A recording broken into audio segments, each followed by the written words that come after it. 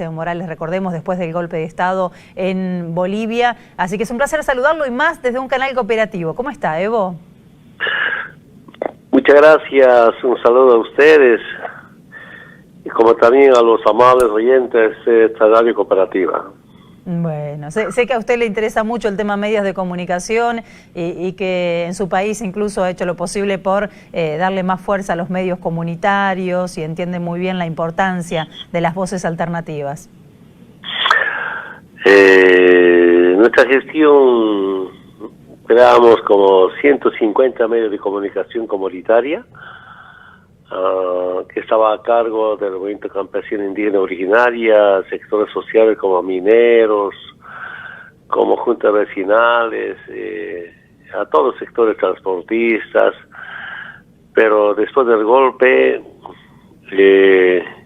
intervinieron los golpistas, cerraron casi unos 80, 90 radios, muy pocos están en funcionamiento, y la región del trópico de Chabama tiene una emisora que nosotros con nuestros aportes sindicales creamos antes de llegar al gobierno, aunque desde el gobierno hemos fortalecido, sigue vigente gracias a la participación y el aporte sindical para sostener nuestra radio como es Causa Chuncoca. Yo sigo convencido, el pueblo necesita como un medio de comunicación, pero para mí la comunicación debe ser más efectiva, más afectiva, hasta emotiva, pero fundamentalmente una comunicación orientadora, liberadora y revolucionaria. Un medio de comunicación al servicio de los más humildes, un medio de comunicación que permita la liberación de los pueblos, si hablamos de nuestra región, así como de la patria grande. Qué importante lo que dice Evo y qué grave esa denuncia que está haciendo del cierre de 80 emisoras allí en su país, y por supuesto que le voy a preguntar por su país y por cómo se está viviendo esta situación de pandemia. Usted ha sido muy crítico desde las redes sociales, sé que sigue con mucha atención todo lo que ocurre en Bolivia, enseguida vamos a hablar también del proceso de elecciones, pero cuénteme, ¿cómo lo ve usted? Hay graves denuncias acerca de represión, de violaciones a los derechos humanos durante la pandemia e incluso de desatención desde lo sanitario. Es un golpe de Estado. Personalmente he sido sorprendido por el golpe de Estado, porque hemos derrotado por lo menos 3 golpes de Estado en nuestra gestión. Y dijimos con el compañero Álvaro, vicepresidente, hay que aguantar unos 2 o 3 semanas, otra vez vamos a derrotar el golpe de Estado, pero cuando la policía se amotina, participa en el golpe de Estado, las Fuerzas Armadas piden mi renuncia, ahí sí, no había cómo resistir. Y nuevamente quiero decir a la población, a los amantes oyentes, estaba previsto el día 11, porque el día 10... para evitar el hecho de sangre de denuncie, porque el 11 estaba previsto una gran concentración de compañeros mineros, todos los sectores, para retomar la Plaza Morilla. Hubieran hecho, pero con policía amotinada, Fuerzas Armadas, también se sumó al golpe de Estado. A eso sí no hubieran dominado, hubieran tenido una masacre. Yo dije, no quiero ver muertos a bala a mis compañeros, prefiero renunciar. Además, evitar quemas de casas de diputados, de gobernadores, de familiares. No quiero eso. Justamente por eso renuncié. Se consuma el golpe de Estado, pero a partir de ese momento empieza una persecución total en la parte política, tanta masacre, y con frente activa, debo decir, en mi gestión, hasta ese momento apenas 2 muertos, no pero con bala, sino entre civiles se agarraron en Montero, Santa Cruz, duelo mucho, y yo siempre hablaba con los comandantes, tanto de la policía como también de las Fuerzas Armadas, no se puede usar bala contra el pueblo no es enemigo de ustedes. Es un inmenso gusto para nosotros ponernos en contacto a esta hora con el presidente de Bolivia, Evo Morales. Por encima de cualquier derecho. Claro. Entonces, por eso denunciamos. Sin embargo, masacre, hasta ahora tiene 35 muertos a bala, ¿no? Claro, hay que entender que es dictadura, y estamos en esa pelea, y no sé, creo 60 detenidos injustamente, algunos sin salvoconducto, como compañeros están en la Embajada de México. Felizmente el pueblo acompaña, y ya ha empezado con las políticas de privatización, antes de la pandemia, y después ya empezaron a destrozar la economía. Mira, imagínense, acudieron al Fondo Monetario Internacional. Qué dolor, Evo Morales, después de tantos años que estuvo usted con una política tan clara con respecto a ese tema, ¿no? En diciembre del año pasado, un crédito de 280 millones de bolivianos de crédito interno para pagar sueldos de aguinaldos. Casi en 14 años nunca nos hemos prestado del Banco Central, de las Reservas Internacionales, ni un peso para pagar sueldos de aguinaldos. Para nada.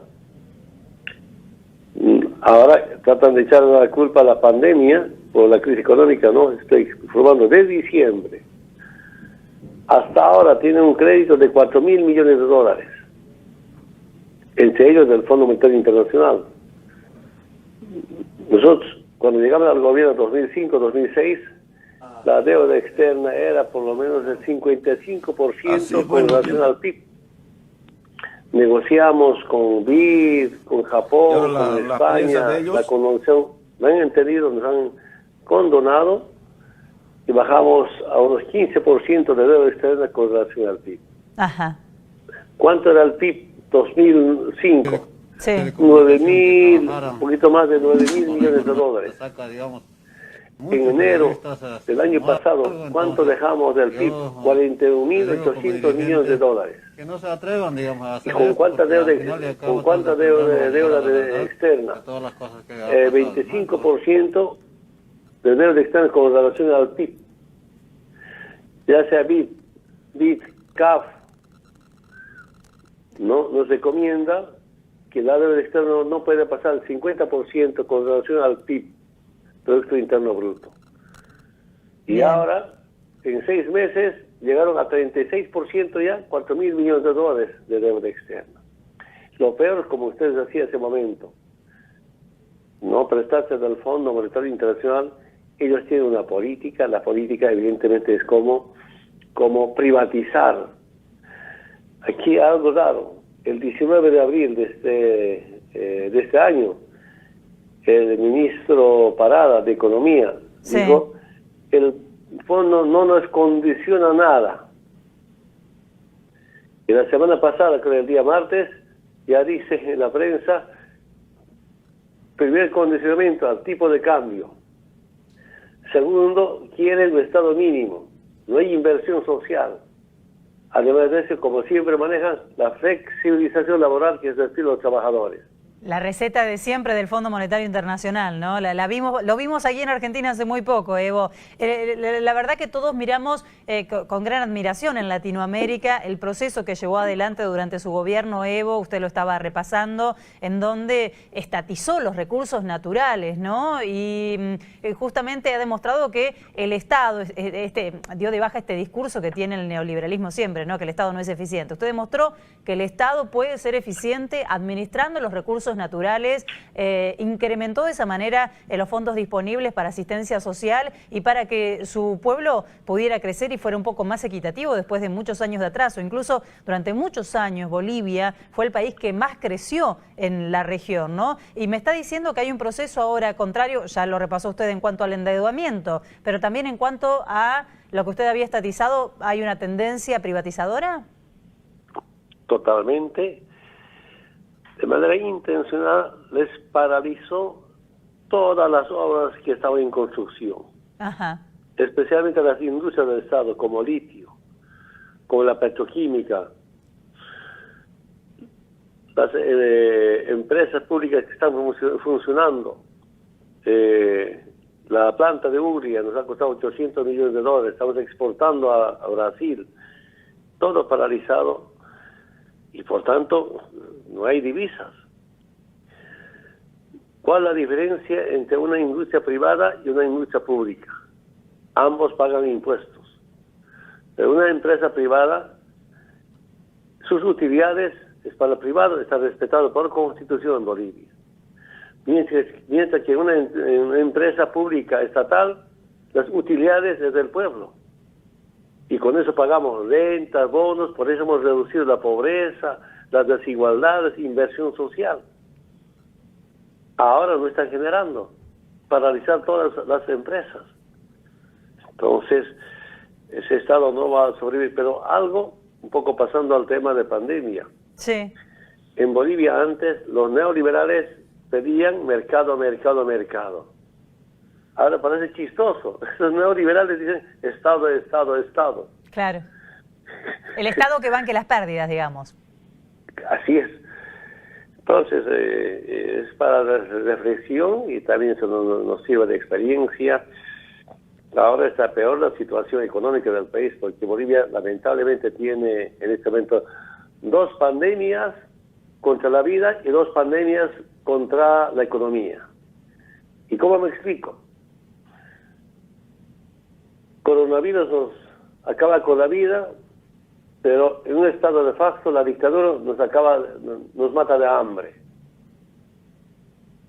¡Qué coincidencia! No hay presencia del Estado para atender a las familias que viven del día a día. No pueden soportar cuarentena. Claro. ¿Dónde está la presencia del Estado?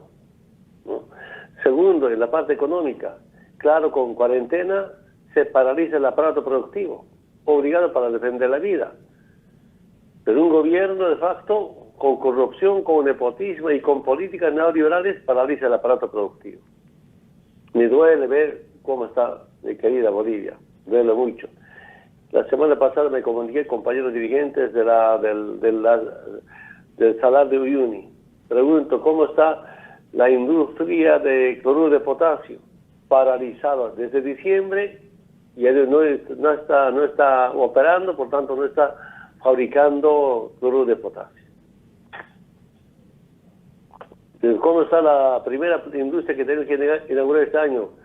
De carbonato de litio, la gran industria, para producir 15.000 toneladas de carbonato de litio. Primera industria nuestra, del Estado, con nuestra plata, no sin crédito internacional, paralizado. Solo hay algunos que están cuidando, abandonados. ¿Cómo están las piscinas?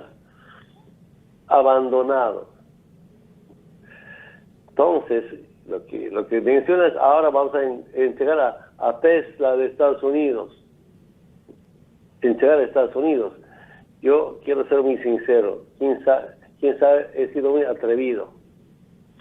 Con Álvaro, nuestro vicepresidente, yo decía, hermano, tenemos que industrializar el litio, que es futuro energético, pero sin Estados Unidos. Ajá. Ese no me perdonaron, por eso decía en algún momento, es un golpe también al litio, al margen, un golpe al modelo económico. Está así de nuestra actividad de Bolivia y tengo mucha esperanza y de pronto volver, de pronto retornar con nuestro proceso de cambio.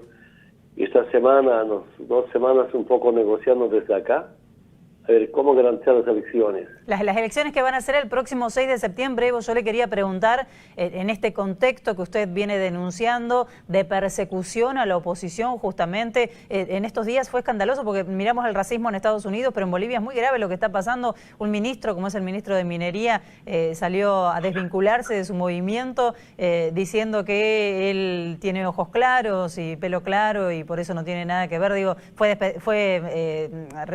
lo apartaron de su cargo, ¿no? Pero digo, es escandaloso también la persecución, la discriminación. ¿Cómo cree usted que será la campaña? Vuelve el racismo hasta el fascismo, lamentablemente.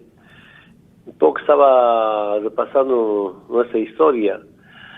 El año 1964 había un golpe de Estado a la llamada de Menéndez por un militante mismo de ellos. Después han proscrito a Menéndez, recién llegó 85, más de 20 años. Ha vuelto la democracia. Sin embargo, la gran ventaja es intentaron proscribir al MAS como el 64, 65, 66, y yo desde México dije, a ver, primero hay que cerrar filas en torno a nuestro voto duro, nuestros movimientos sociales. Y ahí quiero decirle que nuestros compañeros ya se han juntado, aunque asustados, con temerosos, dirigentes que cambió el celular, persecución, entiendo perfectamente. Después, la segunda semana después del golpe, hubo una encuesta. Yo dije, yo no soy el candidato, que haya nuevas elecciones. Y en la encuesta el MAS seguía primero. Ese me valentonó. Aquí no hay proscripción del MAS. Ya otra vez desde México todavía, organizando, fortaleciendo, planificando, y ahora es basta de primero. Y la derecha no quiere que haya elecciones. ¿Sabe? Quiero que sepa la población. El plan o la línea política norteamericana para Bolivia es suspender elecciones de manera indefinida. Segundo, cerrar la asamblea. Y tercero, poner en vigencia mediante un decreto ley la Constitución de 1994. La República volver al Estado colonial. Exclusión, no había inclusión. Y además de eso, en ese tiempo, proscribir al MAS. Es un plan. Entonces, frente a eso, ¿qué hacemos? Hay que negociar con el Tribunal Supremo Electoral. Entonces negociamos y acordamos, ahora las elecciones están garantizadas para el 6 de septiembre. Espero que no haya otro, así como coronavirus, así como cualquier cosa invente para suspender las elecciones. Esperemos que no, esperemos que no. ¿Le parece, Evo Morales, que la región, que los líderes de la región están firmes como para poder denunciar que hubiera alguna otra jugada para sacar al MAS del camino electoral? Porque después de que ocurrió el golpe de Estado, mucho tiempo después, vino la confirmación de que no hubo fraude en las elecciones de Bolivia, ¿no? Ya era tarde, porque usted ya estaba exiliado, porque ya teníamos al gobierno de facto funcionando, y quizás en ese momento faltó más solidez, me parece a mí, de la región defendiendo lo que había sido un proceso electoral en donde los bolivianos habían elegido nuevamente presidente. ¿Le parece que la región está sólida o que falta que se organicen mejor los organismos para poder denunciar este tipo de situaciones y vulneraciones, en definitiva, al voto de la ciudadanía? Primero, no hubo fraude. Es imposible yo decir, ayúdeme a ganar las elecciones con fraude. ¿Cómo? Yo vengo de las familias muy humildes y los valores vienen de las comunidades indígenas campesinas originales del altiplano boliviano. Mis madres me enseñaron no robar, no mentir, ni ser flojo. Yo tengo grabado en mi mente. Es imposible que digan que hagamos fraude para que ganen, para nada. Pero en este momento se hace falta un ASUR fuerte. Yo me acuerdo en el primer golpe que enfrenté el año 2008. ¿No? Tomaron los de la derecha los ductos de exportación de gas hacia Brasil, cortaron, tomaron algunas unidades policiales en Santa Cruz, no han podido tomar unidades militares, querían dividir después a Bolivia la llamada media luna entre Tarija, Santiago de Benipano, no pudieron. Es decir, y cuando empezó el golpe de Estado en el 2008, ha habido una reunión de emergencia de UNASUR en La Moneda, Santiago, Chile. Empezaron a ayudar a Chávez, no sé si Ernesto o Cristina, Correa, toda una reunión, sí. Informamos, no aceptamos golpe. Era otro momento, ¿no? Claramente. Totalmente, y ahora se hace mucha falta UNASUR, no solamente por temas políticos, sino también por temas así como para enfrentar conjuntamente la pandemia. Claro. Evo, me queda poco tiempo, pero quiero hacerle dos preguntas claves que le venimos haciendo a los referentes que estamos escuchando de Latinoamérica. ¿Cómo cree usted que debe ser la salida? Porque lo que está cuestionando esta pandemia, lo que puso en evidencia la pandemia, es, si se quiere, el fracaso del sistema neoliberal y la gran inequidad que existe en toda nuestra región. ¿Cómo se supone que deberíamos organizarnos cuando esto termine? Con coronavirus el mundo ha empezado a cambiar. Falta saber si es una guerra económica o es una guerra biológica. Casi estoy convencido que es una guerra biológica.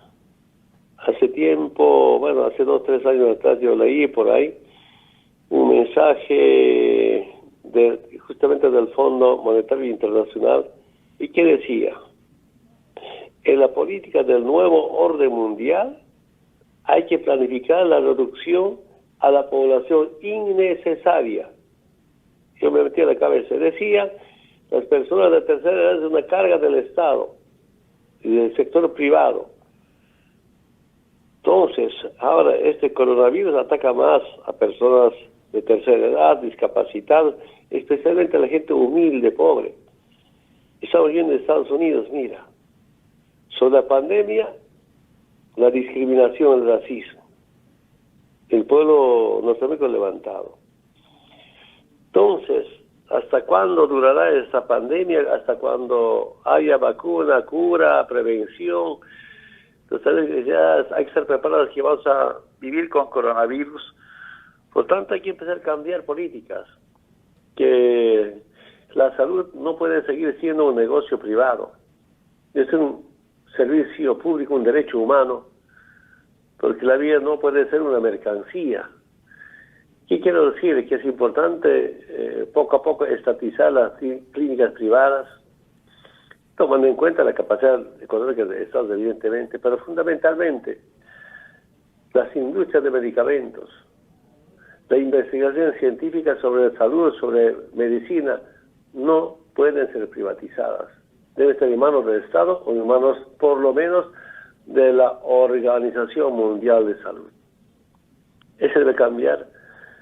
Evidentemente, los estatutos constitutivos de Naciones Unidas dice salud es un derecho humano, porque lo que nunca hay que ratificar en los próximos debates de las Naciones Unidas, septiembre de este año, que salud sea un derecho humano para todo el mundo. A partir de ese momento cambiar las formas de atención a la vida, porque la vida, repito nuevamente, no puede ser una mercancía. Muchas gracias por ese contacto en cualquier momento. Bien, Evo, cierro. ¿Cómo está en Argentina? ¿Cómo está hoy en Argentina? ¿Y cómo cómo imagina su regreso a Bolivia? Bueno, yo siento que soy el primer disciplinado en tema de cuarentena. Ni medio paso de la casa. Aquí me hacían algunas reuniones con algunos ministros, algunas visitas. Grabamos bastante para libros, por lo menos unos 3 libros se va a editar de toda la historia, parte de la biografía de Evo. Y como hoy día son, 10, 11 semanas de cuarentena. Y un poco planificando, mucho dependerá de la situación legal, mi situación personal. Los procesos que me hacen son totalmente injustos, además de eso, inconstitucionales, porque a un expresidente responde juicio de responsabilidades, y no es juicio ordinario. Eso está en manos de la justicia boliviana. Y segundo, lo más cierto es que ganamos las elecciones, estaré allá, justamente para incorporarme, por ahora para organizar, para orientar, para compartir mi experiencia de la lucha sindical, pero también de gestión pública. Eso depende de las elecciones y de la parte legal. Bien, bien. Evo Morales, le agradecemos nuevamente, le mandamos un saludo desde el canal cooperativo de Santa Rosa La Pampa. Muy gentil por recibirnos. Muchas gracias, hasta pronto. Hasta luego.